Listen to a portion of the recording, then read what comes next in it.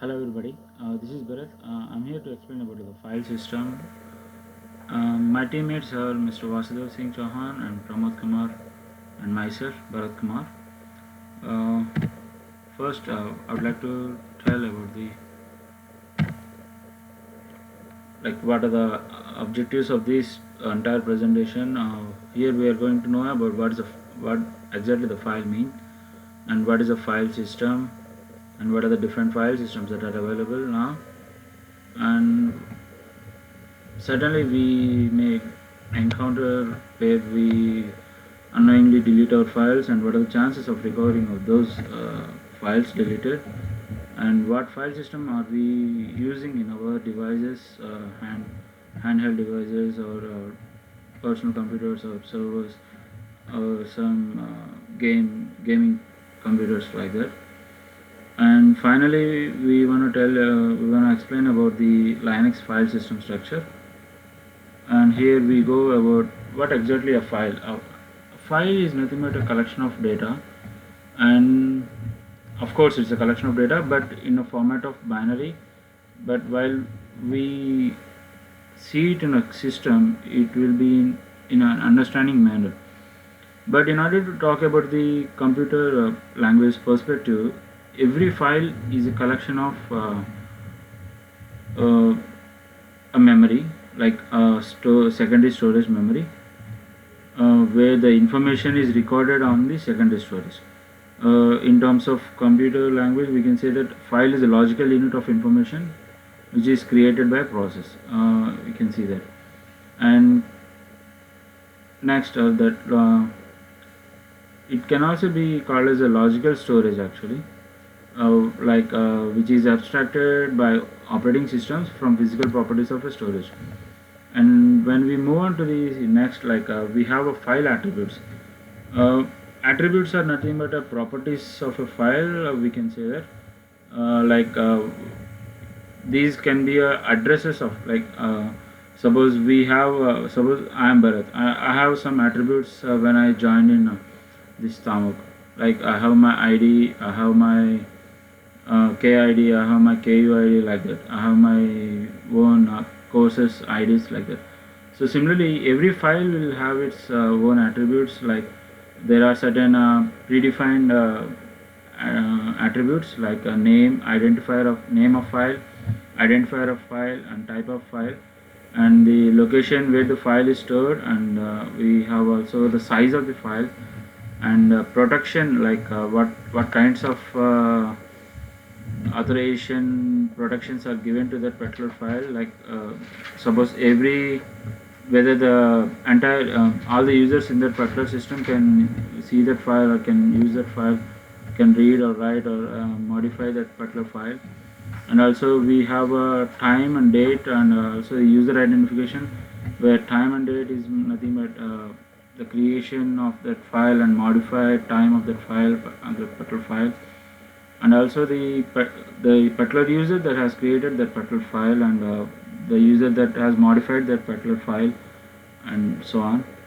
And when it comes to the Windows operating system, we have these visualization of these particular attributes of a file.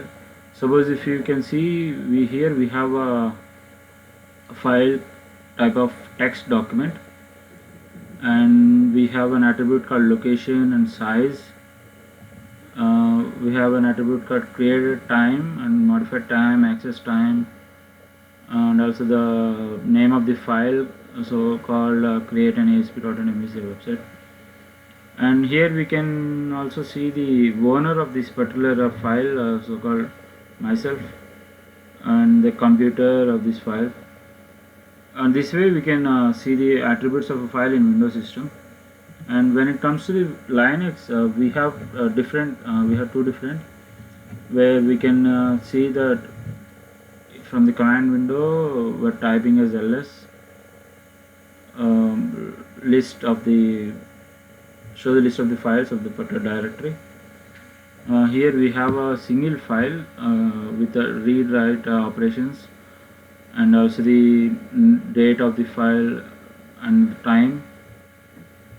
And even we can also see the as we do in Windows. Just like right click on the file menu, file icon, and we can see the name, type, size, location, access date, and modify date. Here we have the permissions of the particular file as the owner, access operation, access facilities like read and write, and we have others facilities like whereas other users can only read the file.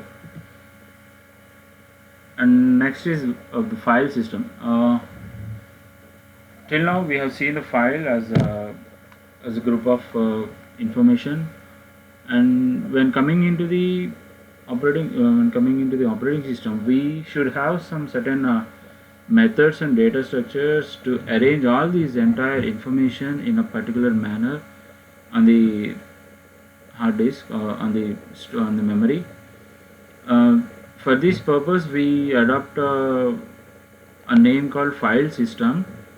Um, File system is generally a method of method and data structures that can be used by an operating system to keep a track of files on disk or partition.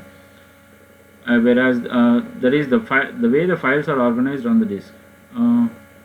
It is also used to refer to a partition or disk that is used to store the files of the type of the file system. From next part, my friend Vasudev will continue. Yeah. So let's discuss about different file systems. FAT, FAT12, FAT16, FAT32, and TFS, REFS. These are generally file systems used under the Windows operating system. REFS, which is latest version which are generally used in Windows version more than 8.1. Linux uses file system ext2, ext3, ext4. ext4 is latest one, what we are using by default in any Ubuntu operating system, what we are using. Let's talk about the iOS. iOS uses hierarchical file system plus.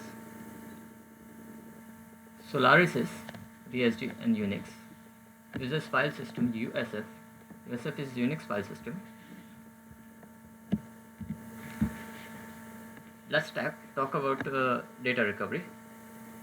If by mistake we deleted some data, what's the chance of getting it back? If you are using FAT or FAT32, it's nearly 100% chance of data recovery. So we can say that by if you are using a Windows operating system, we can recover data. We can't say it's a good thing to recover data, because if you can recover data, it's very hard to erase data. And if we lose our important document or laptop, anybody can fetch your data, even if it is deleted. macOS. macOS is HFS Plus, which is structured as B tree metadata, which is hard to recover, but we can do it by IntelliRAW tool, and hence the chance of data recovery. Linux file system. It's easy to recover data in a Linux file system, but the name of the file is hard to retrieve because the information of the data is removed, but the content of data is not removed.